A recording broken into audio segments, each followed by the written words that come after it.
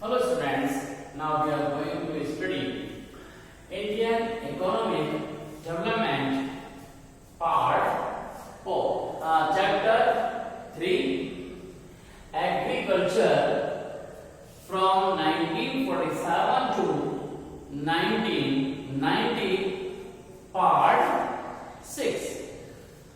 Now in this part we are discussing about a new agricultural strategy.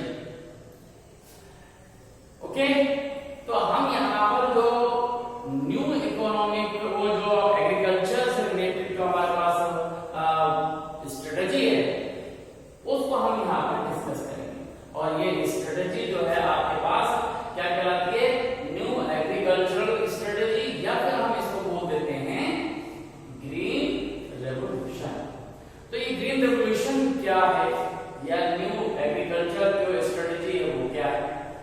आप ये देख रहे हैं कि हमारी जो कंट्री है, अगर हम देखें इंडिपेंडेंट के समय हमारे पास जो कंडीशंस थी वो कंडीशन किस तरह की थी कि आपकी जो एग्रीकल्चर थी वो एकदम आपकी समझ लीजिए कि उसमें जो ग्रोथ था वो बिल्कुल ना के बराबर था।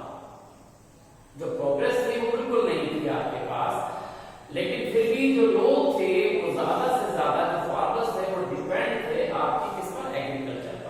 जो प्रोडक्टिविटी थी वो प्रोडक्टिविटी एकदम स्लो थी। यानी कि आप ये देखिए कि जो हमारे यहाँ पर जो प्रोडक्शन होता है जिस लैंड से, अगर हम दूसरी कंट्री में कंपैरिजन करते हैं तो वहां पर प्रोडक्शन कहीं ज्यादा था।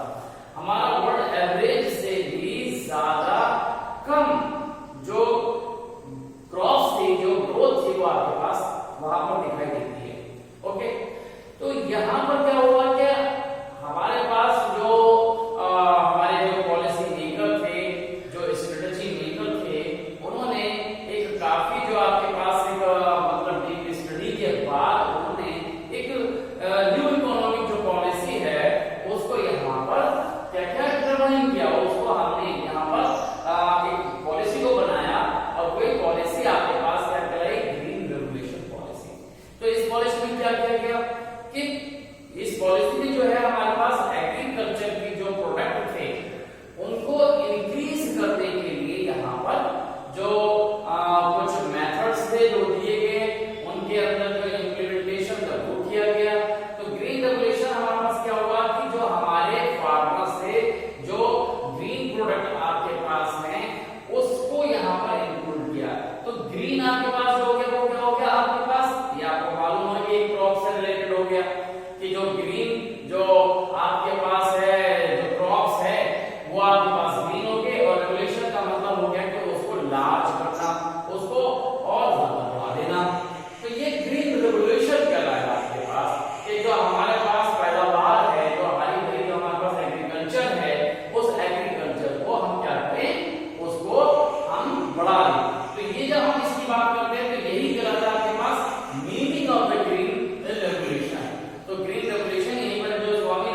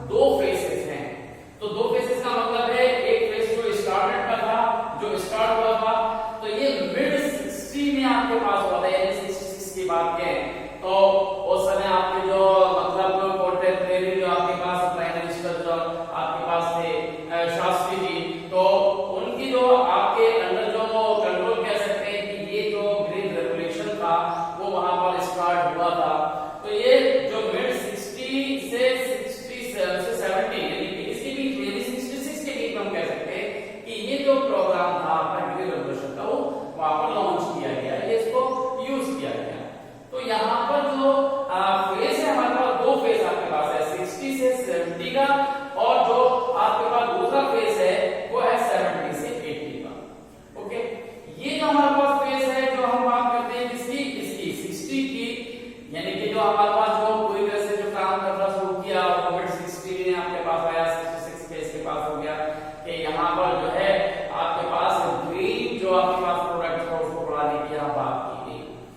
तो यहाँ पर जो ये जो 60 से 70 तक के बीच का जो प्रोग्राम था, ये सेंट्रलाइज प्रोग्राम था। सेंट्रलाइज का मतलब आप कह सकते हैं कि ये स्पेसिफिक जो हमारे पास एक क्रॉप्स है उससे रिलेटेड था, जिसमें आपके पास वीट को यहाँ पर मेन टारगेट बना दिया गया कि जो हमारे पास जो वीट है हम उसको कैसे बढ़ाएंगे।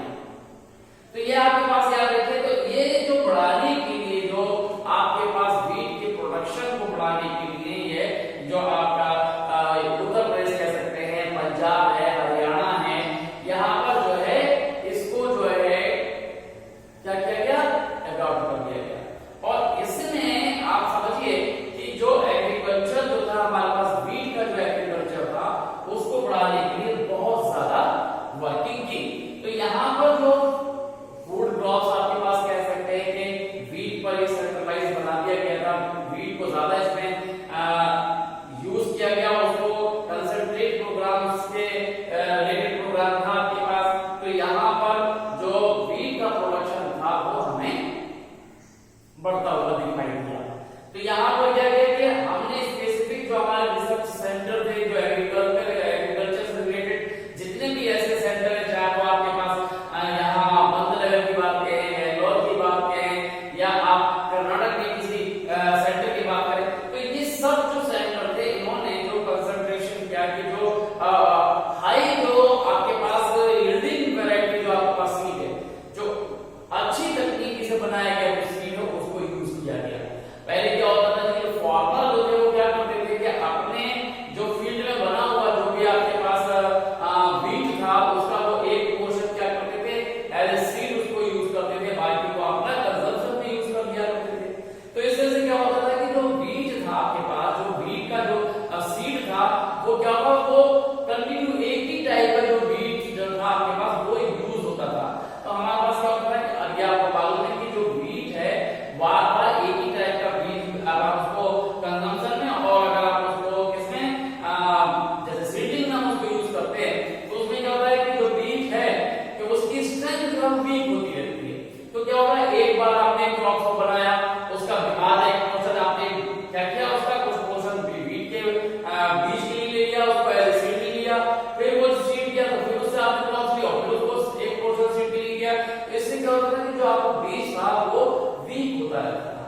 और यहीं पर जो है कि ये जो प्रोग्राम था वो फोकस किया गया कि इस तरह की जो हम हमारे यहाँ जो फार्मर्स है वो स्ट्रेटेजी को अपनाए हुए हैं कि जो एक ट्रेडिशनल मेथड है, एक परंपरागत जो मेथड है कि बीज को, यानी कि हम क्या करते थे, जो फार्मर करते थे क्या कि बीज को उन्होंने जो बीज है उस बीज को उन्होंने प्रोड्यूस किया, उसका एक हिस्सा बीज के लिए किया, बाकी यूज किया, फिर वही हिस्से को उन्होंने लगाया और फिर उसका एक हिस्सा। इस तरह से क्या होता कि जो बीज था वो हमारा जो कमजोर होता गया और हमारी जो वैरायटी है वो पुअर होती चली गई। तो इससे क्या होता है, बीज जो हम सेम तरीके उसको यूज करते थे तो उससे जो क्रॉप्स थी वो लगातार वो नीचे की तरफ जाने लगी थी। तो इसी चीज को यहाँ पर देखा गया। तो यहाँ पर जितने भी ऐसे सेंटर थे जो एग्रीकल्चर से रिलेटेड जो सेंटर थे, जो रिसर्च सेंटर थे, वहां पर इस तरह की टेक्निक को एडॉप्ट किया गया और हाई यील्डिंग जो वैरायटी सीड्स थे उनको वहां पर क्रिएट किया गया, उनको बनाया गया और उनकी पैकिंग की गई और वही जो है वो कंट्री में यूज करा गया। तो बेसिकली पंजाब, हरियाणा और उत्तर प्रदेश यहाँ पर इस चीज का ज्यादा यूज हुआ। तो कंट्री में जो हमारे पास मिड अगर हम इसकी बात करते हैं 60-70 की, तो यहाँ पर जो है हमारी जो एग्रीकल्चर वो बढ़ी, हमारा जो बीज है वो जो प्रोडक्शन था वो हमारी कंट्री का इंप्रूव हुआ, तो उसका हमें एक अच्छा रिजल्ट दिखाई दिया। ओके, तो ये आपके पास फर्स्ट फेज आपके पास आ गया। अब इसके बाद जो 70 से दूसरा जो फेज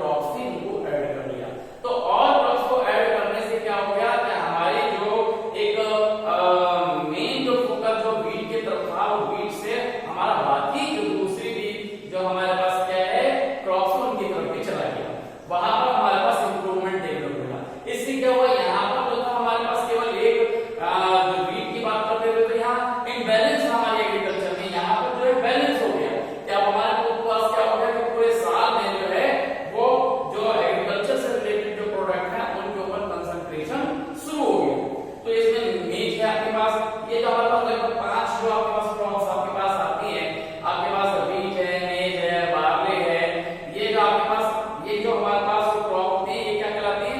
ये कोर्स ग्रेन कहलाती है। कोर्स हमारे पास जो सीरियल्स है या मोटे अनाज है हमारे पास, ये हमारे पास कहलाते हैं। तो हमने इन वैरायटीज को यूज कर लिया।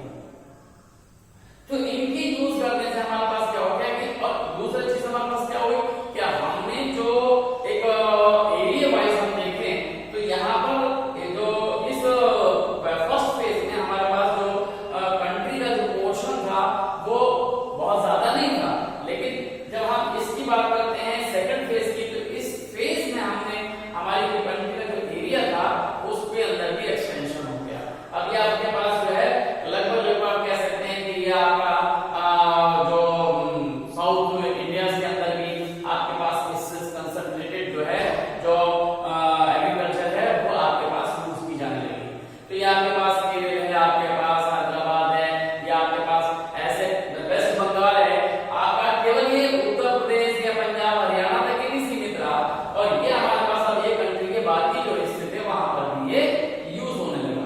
तो इस तरह से हमारे पास क्या हुआ कि जो सेकंड फेज है, एक जो ग्रीन रेवोल्यूशन का सेकंड फेज है, ये जो मोर जो हमारे पास कह सकते हैं कि ज्यादा इफेक्टिव आपके पास हुआ, और इसने जो हमारे जो एग्रीकल्चर है उसकी लैंड के ऊपर जो हम करते थे उसको भी क्या किया, एक बैलेंस दिया, उसकी जो फर्टिलिटी है उसको मेंटेन किया, और उससे हमारी जो कंट्री की जो प्रोडक्शन जो प्रोडक्टिविटी थी वो प्रोडक्टिविटी हमारे पास यूज हुई। तो यहाँ पर हमने देखा कि एक चीज और भी हमारे पास याद रही कि हमने जो हाई यील्डिंग वैरायटी जो हमारे पास सीड थे उनको तो हमने यूज किया, और इसके साथ साथ हमने और भी जो फील्ड है वहां पर कंसंट्रेट किया कि जो आपके पास मॉडर्न जो टेक्नोलॉजी है हमने उसके अंदर भी यहाँ पर कंसंट्रेशन किया।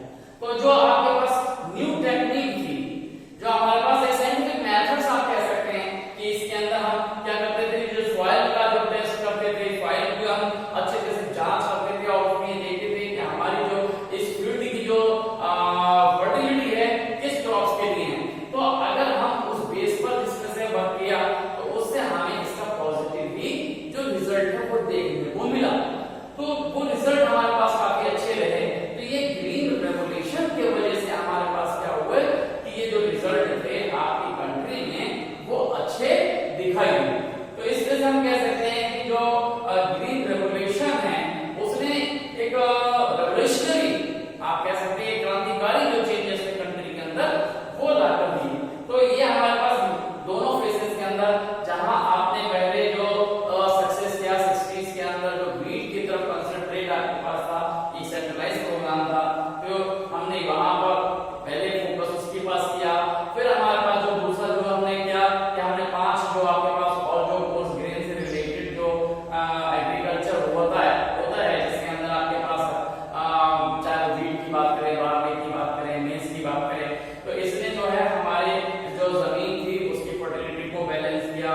जो फर्टिलिटी आपके पास होता था केवल व्हीट से वो उतना यूज नहीं हो पाता जमीन का, अब हमारे पास सारी तरह से उसको यूज किया जाने लगा, और इससे हमारी एग्रीकल्चर की जो प्रोडक्ट है वो आपकी बढ़ गई। तो इस तरह से हम कह सकते हैं कि जो हमने न्यू स्ट्रेटेजी बनाई, जो न्यू एग्रीकल्चरल जो स्ट्रेटेजी जिसको हमने नाम दिया क्या कि ये ग्रीन रेवोल्यूशन है, इसे हमने यहाँ पर नाम दिया कि इसे ग्रीन रेवोल्यूशन आपने इसे कहा।